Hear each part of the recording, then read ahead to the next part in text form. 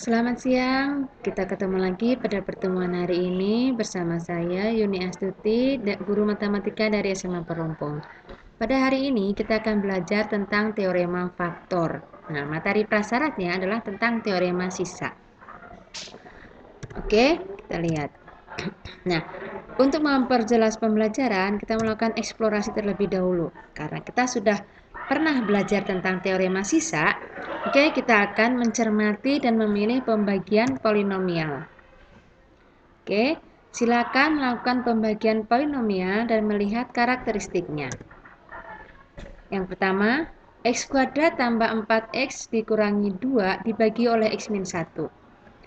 Yang kedua, 2x kuadrat plus 9x plus 4 dibagi oleh x plus 3.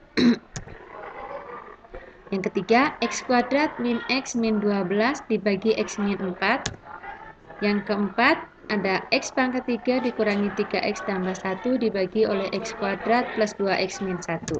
Nah, dari sini kalian bisa memilih, setelah melakukan pembagian, silakan pilih satu bentuk pembagian yang menurut kalian berbeda dan berikan alasannya. Oke? Nah, ternyata betul jawaban kalian. Di sini satu bentuk pembagian yang berbeda itu adalah nomor 3. Kenapa berbeda? Karena dari hasil pembagian diperoleh bahwa sisanya itu sama dengan 0. Nah, sekarang kita lihat. Jika C adalah pembuat 0, apa hubungan antara pembuat 0 dan faktor dari polinomial? Untuk lebih jelasnya mengenai materi ini, silakan lengkapi tabel berikut ini. Oke, ini tabelnya. Ada kolom pertama ada PX, kolom kedua ada C, kolom ketiga ada PC, yang PC merupakan nilai fungsi, kolom 4 adalah bentuk algoritma pembagiannya. Oke, silakan dilengkapi. Oke, nah di sini kita bisa membuat sebuah dugaan. Jika C adalah pembuat 0 dari P, maka X min C adalah faktor dari PX. Setujukah kalian dengan pendapat ini? Berikan alasannya. Yang kedua, jika X kurangi C adalah faktor dari PX, maka C adalah pembuat dari 0. Setujukah kalian atas pendapat ini? Berikan alasannya. Nah, dari pernyataan atau dugaan tadi, kita akan membuat suatu kesimpulan apa yang dimaksud dengan teorema faktor. Teorema faktor berbunyi seperti ini. Jika suatu polinomial Px dibagi dengan x min c, diperoleh Sx, yaitu merupakan sisa, sama dengan Pc yang merupakan nilai fungsi sama dengan 0.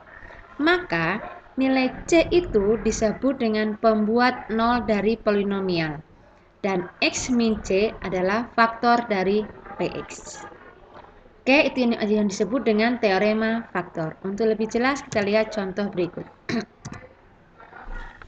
Ajeng mengamati bahwa jumlah semua koefisien dari konstanta Px, yaitu x pangkat 3 plus 2x kuadrat min 13x plus 10 sama dengan 0. Dia menyimpulkan bahwa x min 1 merupakan salah satu faktor dari Px. Buktikan, kemudian kita buat kesimpulan menggunakan kesimpulan tersebut untuk memfaktorkan Px secara lengkap.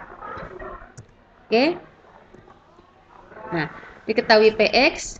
Nah, tadi kan Ajeng mengatakan bahwa jumlah semua koefisiennya sama dengan 0. Kita buktikan. Koefisien x pangkat 3 1, koefisien x pangkat 2 adalah 2, koefisien x adalah min 13 tambah konstanta 10 dijumlahkan hasilnya 0. Oke, pernyataan itu betul. Sekarang kita akan menyimpulkan apakah betul bahwa x min 1 adalah faktor dari Px. Dengan menggunakan metode Horner, kita hitung, yaitu koefisien dari polinomial, pembaginya itu 1, sehingga diperoleh, iya. Ternyata setelah kita gunakan dengan cara Horner, diperoleh bahwa sisa pembagian sama dengan 0. Itu artinya apa? Diperoleh sisa sama dengan 0, artinya C sama dengan 1 adalah pembuat 0 dari polinomial. Dan nilai X min C, yaitu C-nya 1, sama dengan X kurangi 1 adalah faktor dari PX. Jadi pernyataan Ajeng adalah betul. Sekarang kita akan mencari faktor lainnya. Faktor lainnya itu diperoleh dari hasil pembagian. Nah, kita lihat apakah hasil pembagiannya masih bisa difaktorkan atau tidak. Dari hasil pembagian diperoleh hasilnya adalah x kuadrat plus 3x min 10. Jika kita faktorkan, maka menjadi x dikurangi 2 dikali x tambah 5. Sehingga dari sini kita bisa menyimpulkan bahwa faktor dari PX adalah x dikurangi 2 dikali x kurangi 1 dan x tambah 5.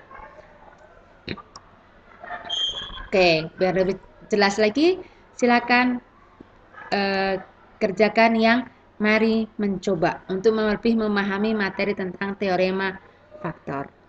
Oke, itu demikian materi tentang teorema faktor. Semoga bisa dipahami dan apabila belum paham itu artinya memerlukan latihan yang lebih banyak lagi. Nah, silakan dicoba untuk lebih memahami lagi dengan mengerjakan soal mari mencoba.